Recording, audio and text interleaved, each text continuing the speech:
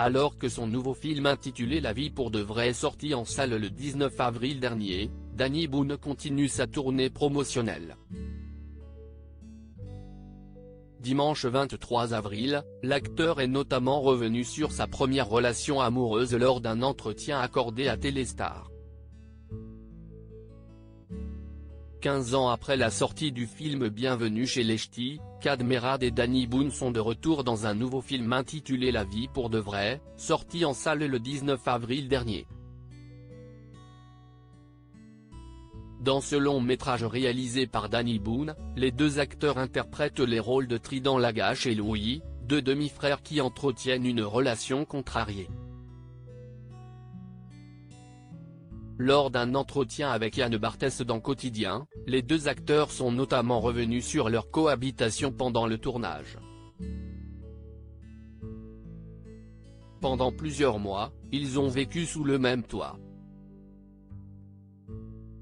Il a habité chez moi, a expliqué Danny Boone. On a économisé l'hôtel et il a vidé ma cave à vin.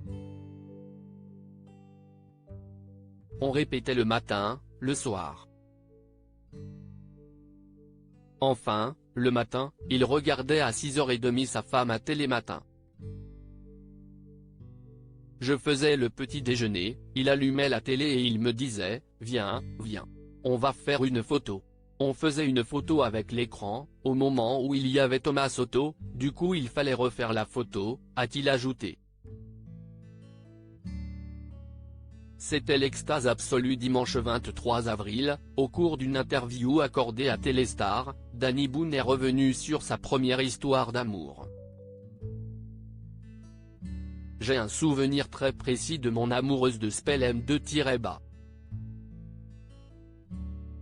À l'époque, j'étais très timide et durant toute l'année, je n'ai pas osé lui parler, a commencé l'acteur de 56 ans. Mais lors d'une sortie scolaire, on s'est tenu la main. Il faisait un peu sombre, on s'est pris dans les bras et embrassé dans le cou. C'était fugace mais, pour moi, c'était l'extase absolue, a-t-il continué. Une fois devenu acteur, Danny Boone a revu son premier amour sur le tournage du film La Ch'tite Famille. Un jour, sur le tournage de La Ch'tite Famille, ma mère, très fière de son coup, a débarqué avec elle. C'était rigolo. Tout m'est revenu, a-t-il ajouté. Une histoire touchante.